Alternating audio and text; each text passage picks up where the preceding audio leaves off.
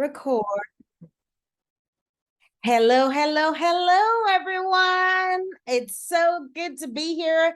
So glad to be talking to you all today. My name is Dr. Ndidiamaka Obadan. I'm the CEO and founder of Younger Self MD Medical Clinic Health and Wellness, located here in Kennesaw, Georgia. And today I have an amazing guest, the amazing Dr. Diana Mercado, who's going to be joining us today and telling us all about ADHD. And she has a lot of interesting nuggets to share with us. I will let her introduce herself. Thank you so much for having me today. I'm so excited to be here and chat. It's always a pleasure to chat with you. I know we've hanged out for hours and hours in amazing retreats and where we have both grown. And, my journey starts there in the last 3 years in realizing that investing in myself and in my personal growth and in my professional growth could really tap into my potential and more importantly into my time management. I never thought I would be somebody who is standing here in front of you talking to you about like ADHD and much less time management, because 3 years ago, I was too embarrassed to tell anybody I had ADHD because I was making it mean that there was something wrong with me. And it was preventing me from really getting help and the tools that I needed to understand myself. Well, that's a good point. I mean, you raised this very important point, the stigma. You know, what you're describing here is the stigma associated with many of all these conditions, all these diagnoses. We all feel like we can't share. It's too much information. We feel embarrassed. We feel ashamed, especially when you're working in a high, professional job like you're a physician and everything. And now you get this diagnosis and now you feel ashamed. And meanwhile, it's preventing you from reaching out for help. So what happened? What was your aha moment? What made you decide, you know what, I'm going to just come out, I'm going to, do this whole thing? Yeah, so thank you for that question. During the pandemic, I think, and I'm a family medicine physician, and the norm for me was always to have 200 to 300 charts open and to have a graveyard of unfinished projects, whether at work or at the house, because of course I would get mega excited about this new idea and I would start, but then I would never finish because then I got distracted or then something else was more exciting. And I didn't realize that that was the problem because I thought, okay, well, it's a small price to pay, 20 to 30 hours outside of work, not getting compensated, but that's a small price to pay to have the privilege to take care of my patients. And to me, it was a love-hate relationship. Like, I love my patients, but then I would hate like the administrative part of it, which was like sitting down to look through all those like labs or to do all those notes. And nobody wants to do that, especially when it's coming after your work day or during the weekend when you're supposed to be spending quality time with your family, your day. Who wants to do that? Like, seriously? And because I thought I was the only one who was probably having to do that, like I was too embarrassed to ask other people, hey, what are you doing? Because I would see them like kind of doing their thing and like off they went. And I didn't want to be labeled as a bad doctor. And I didn't, at that point, I didn't realize that my bedside manner and my administrative thing, like one or the other, like would not quote unquote equal my care. And so I didn't realize that, I had already delivered amazing care for the patient and I had ordered some of the labs and I had ordered their meds and everything. But all that took a lot of like executive function to do. And I didn't realize that that's why because we had an amazing conversation, like why did I then have to do the administrative stuff?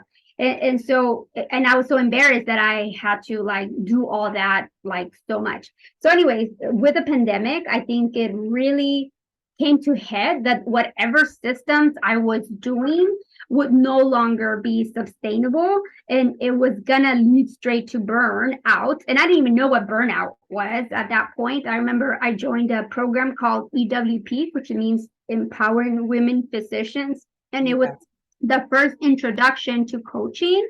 Yeah. And I remember they had us do like a questionnaire, and you were supposed to like, and it was a burnout questionnaire. And I was like, no, any burnout. And then when I got the results, I was like, oh.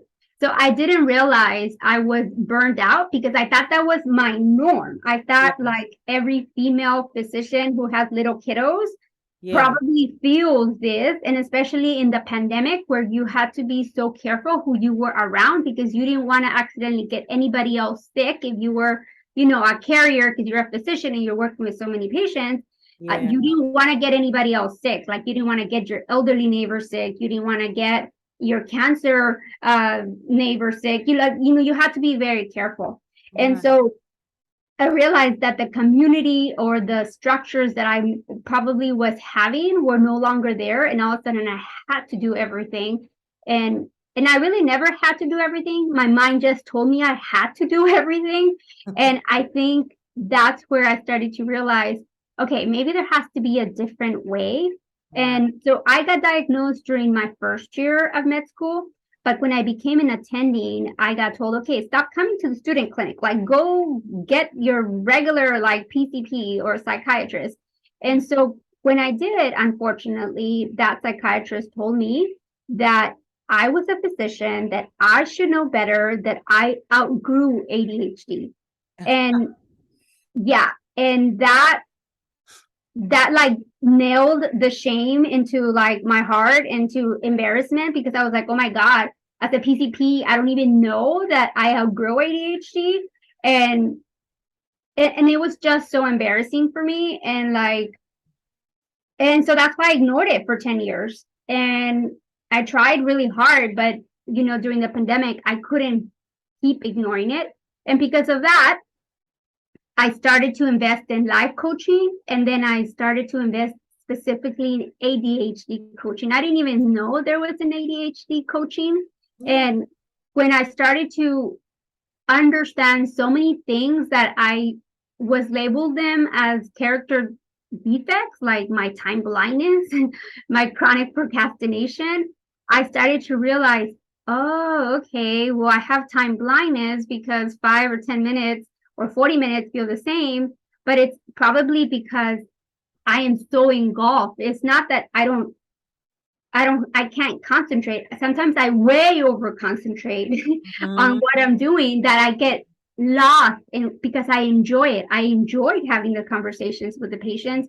And it was so weird because I could remember all that conversation even days later, because I was so engulfed in it, But if you looked at the note, there was nothing there. so that's the problem when you're walking around with all that information in your brain, and your brain is not meant to carry all that information. It's meant to process it. And so when we accidentally are not using it the right way sometimes, and you don't know any better, you're just trying your best because this is what has gotten you here, right?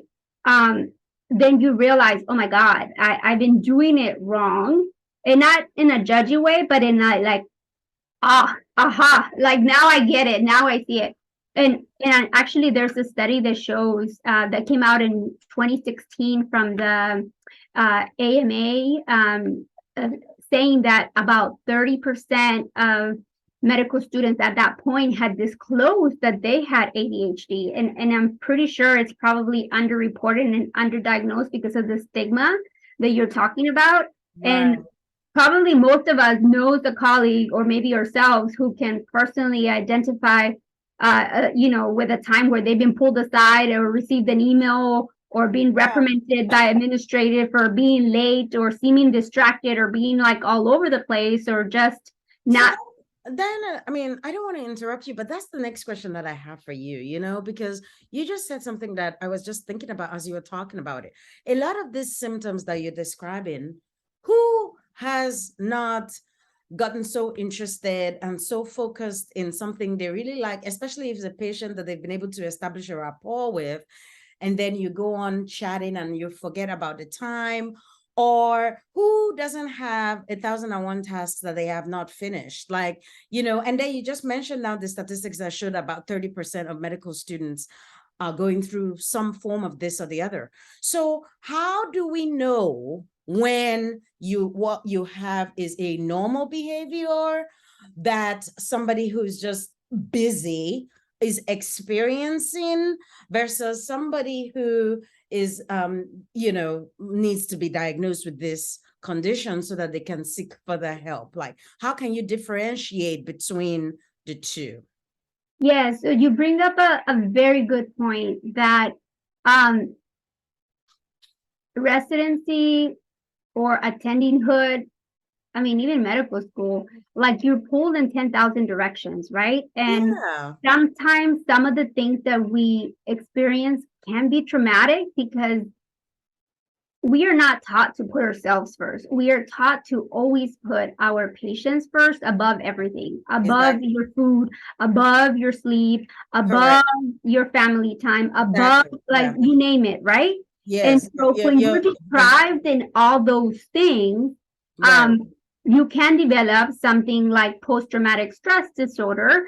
Mm-hmm. And that can sometimes be misinterpreted from ADHD. And sometimes it's hard to differentiate, like, is it that your undiagnosed ADHD is causing you to feel like you have post-traumatic stress disorder, anxiety and depression, or is it Yeah. that your anxiety and depression is decreasing your executive function and therefore you appear to have ADHD, right? And so Right. it has to be teased out, and that's why we don't usually, unfortunately, females get diagnosed with ADHD later in age because of multiple issues. One is that most females tend to be like have the inattentive type symptoms, and usually the kids, the males, like younger in age, they're gonna have the hyperactive, um, and so you usually associate that, and the females are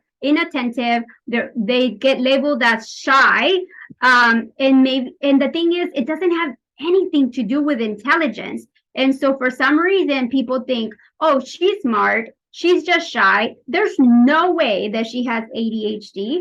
Mm. And and so that's where, like, because you as a female, most of us, I'm making a characteristic here, but as a female, some of us that are mothers, some of them that are wives, some of us who don't have kids, but we feel Yeah. like strong urgency, like to take care of our parents or whatever. Like we Yeah. will do whatever it takes for to get the stuff done, and it might mean like literally cutting off our limb because that's what we have felt is like what we need to do, and we don't realize that we are working like 10 times as hard as somebody else. And the thing here is that unfortunately, um sometimes like immigrants, or second generation, like, Yeah. people of color, again, most of us probably have some sort of like I was gonna say ADHD that. because Yeah, exactly. I was just gonna say that, this is probably common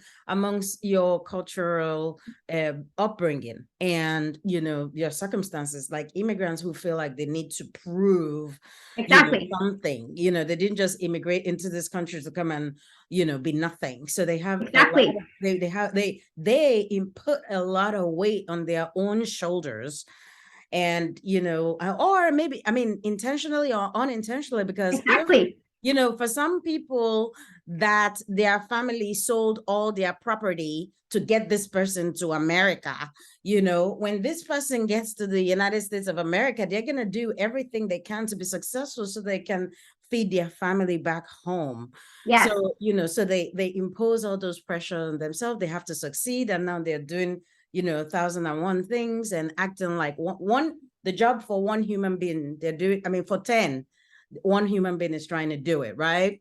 Exactly. Exactly. And that's the thing, right? Like you have to think that person who came to America or who came from wherever, like they have to have some big cojones to be like, I don't speak that language. I'm gonna learn it, or I speak a little, but I am gonna make this work, right? Yes, And yes. so it's genetic, and you don't realize that ADHD can be genetic, and you don't realize that the body's gonna get what it needs because ADHD is a neurodevelopmental disorder that has low dopamine. And where do we find dopamine? In cokes, in sugar, in drinking, in smoking, in cocaine. And of course, you can still find it in exercise, Yeah. and in meditation. And but most of us don't go for like the exercise and meditation. Like most of us are using the other things sometimes, and you Negative. don't realize, oh, Yeah. my diabetes could be because of my ADHD. Oh, you don't realize, oh, I am smoking because of my ADHD, or I am. And again, I'm not trying to give people like a free card per se, but I want you to realize that um, if we miss the diagnosis, it can really have like an impact on your relationships that you might have going forward, because you might not realize that you are impulsive or you don't have this emotional regulation that all your peers have, because emotional regulation is an executive function, and it's just not about like controlling your emotions, because again, if you're not based on what your strengths are, you might have low initiation tasks, or task completion, or task switching, or planning, or time management, or and then you might look disorganized, you might look unprofessional, you might be labeled short-tempered, you might be labeled rude because you're interrupting the meeting, or you're the only one who's like raising your hand and saying, excuse me, like that shit don't make sense, right? I'm sorry, excuse my language, but very bold, yes, not and you aware of say it. out loud what Yeah. others are thinking, and Yeah. it looks like Exactly. it looks like you have no emotional regulation or no response inhibition, Well, right? we can talk about, look, let me tell you, I feel different. I feel kind of different about that because this person who you're describing, who may feel like in one environment, they may stick out like a sore thumb, but in another environment, like let's say in a different country where the behavior is for everybody to talk the same, they will fit right in. So again, we have to kind of, be mindful about that, but that's a separate discussion. But, so we're talking in the context where this is now becoming problematic.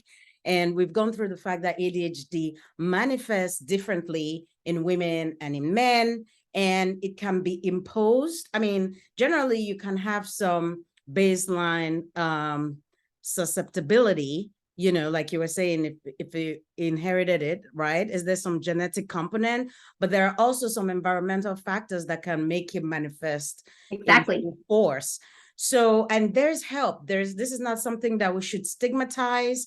And there's a lot of things that we can do about it. So I would like you to share with our audience, now that they've decided, they've gotten the diagnosis or they've come up upon the awareness that this might be a problem, what are 3 things that they can do to make things better? Yes. So one of the things that they can do is really become curious about the diagnosis. I Like, love that. Yeah. because if you're not curious, you're already in self-judgment. Mm. And when you're in self-judgment, that's paralyzing. That is like, that's like no hope, right? Like Right. when you're curious, you wonder, like, how is this different? How can this be a superpower? How can this be a gift that I just have to learn to unwrap? And who can help me to do that? Like, is there a physician? Is there a therapist? Is there a coach? Can I go exercise? I Can just I love what you meditate? said. I love it. I love how you said it. Now you become curious about it and decide that this is going to become your power, your superpower. Ask all these questions and ask the most important question, which is, how is this going to become my superpower? And who is going to help me manifests my superhero ability. I just love it. I just love it. That's a great tip. The first one, become curious and figure out a way to turn this into a superpower. And what's the second one? And then the second one is being open-minded enough to try it all. Because Right. what might work with one person Yeah. might not with the other, because it's like a spectrum. And the Yeah. last thing I want to say is like, this is the right way to do it, because then it almost becomes like gaslighting you. Because, you know, if somebody who didn't have ADHD is telling you do it this way, and then somebody that has ADHD is telling you do it this way, and none of those ways work for you, then you think you really are broken and there's no hope for you. But that's not the case. The case Yeah. is that it's a spectrum. And Yeah. that's where, when you do become curious, you start to make connections and you start to see, oh, okay, when I put on my headphones, I am able to tune out people. Or when I turn on my candle, the smell of the candle helps me to focus. Or when I jump around for 3 minutes before doing a task that I'm not so like keen in doing, but that gets my flow, my oxygen to my brain, that gets me pumped up because I'm visualizing the end result. Like, you just start wondering, what would it look like for you? Like, when Yeah. you're engaging in something, you start to ask yourself, okay, what worked? What didn't? And it sounds like easy enough, but most of us never slow down enough to wonder, why am I happy today? Why am I sad today?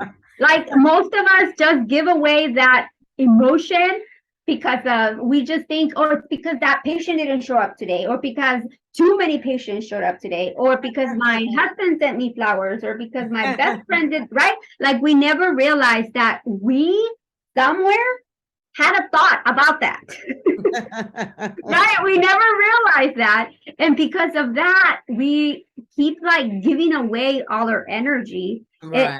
And then that prevents us again from being empowered with information, because we think it's something outside of us that is going to create that result. So we have to stay open-minded and realize that this is a disease spectrum, and figure out different ways, identify different things that might help us be in better control of how we are manifesting this medical condition.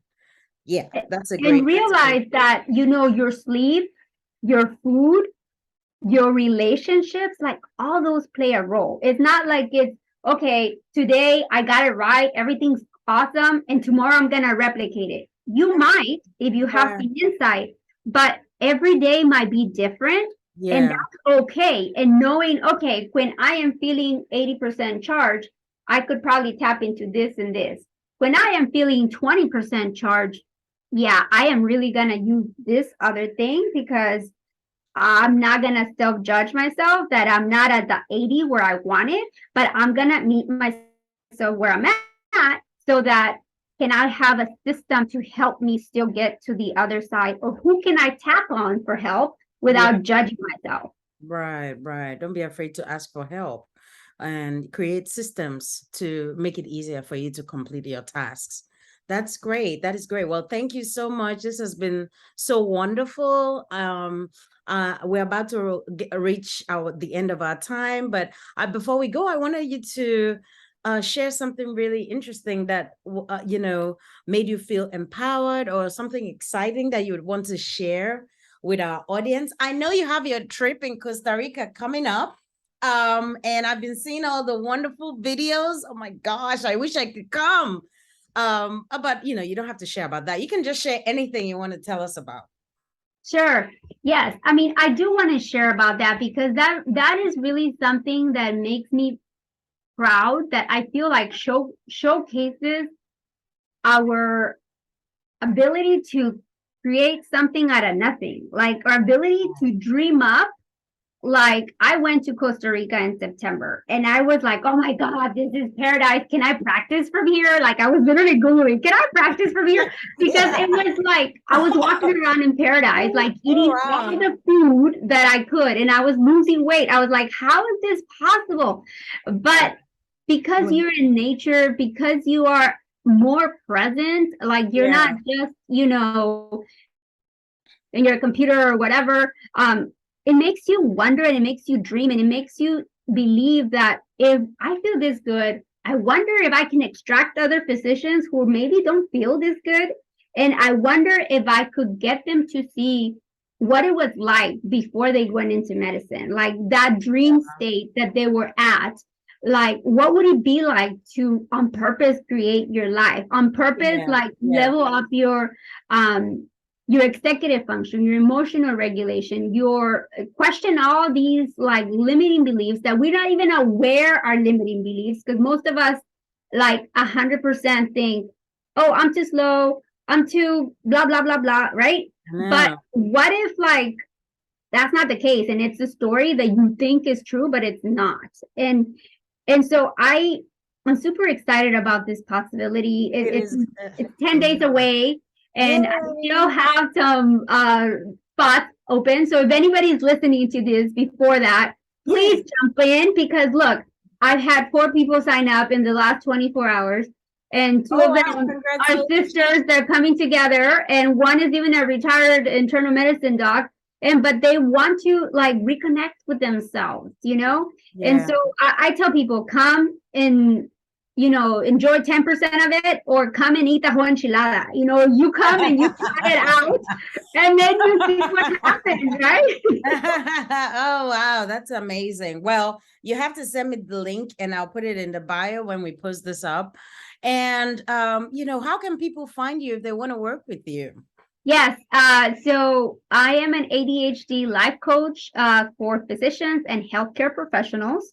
But again, you don't have to have ADHD to reach out to me. If you're somebody who wants to just create better systems to give you freedom so that you can leave work at work and you can have that time back so that you can use it to read a book, to go on vacation, to start your own book or to start your own business or do whatever you need to do or want to do, reach out at adhd-lifecoach.com. And on there, you can schedule a strategy call or you can contact me if you want me to do a workshop for your institution or group coaching program for them. I've done 10 cohorts already and I've been able to help about 92 physicians now. And so all walks of life. You think ADHD people are just in the ER or in family medicine? No, we're everywhere.